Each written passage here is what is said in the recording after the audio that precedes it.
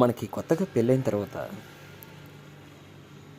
అమ్మాయి అడిగినా అడగకపోయినా రకరకాల ఫ్రూట్స్, రకరకాల ఫుడ్స్ తీసుకొచ్చి బాగా తినిపిస్తూ ఉంటాం. దాదాపు ఒక 5-6 నెలలు దాటిన తర్వాత మన బ్యాంక్ బ్యాలెన్స్ కాస్త తగ్గుతుంది. తగ్గినాక అమ్మాయి అడగడం మొదలు పెడుతుంది.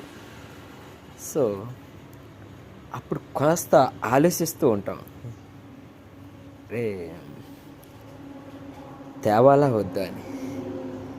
సో అదే ఆలోచన ఆ అమ్మాయి అడగకుండానే మనం తెస్తున్నప్పుడు ఆలోచిస్తే, అడిగినప్పుడు ఆలోచించవలసిన అవసరం ఉండదు అని నా సందేహం.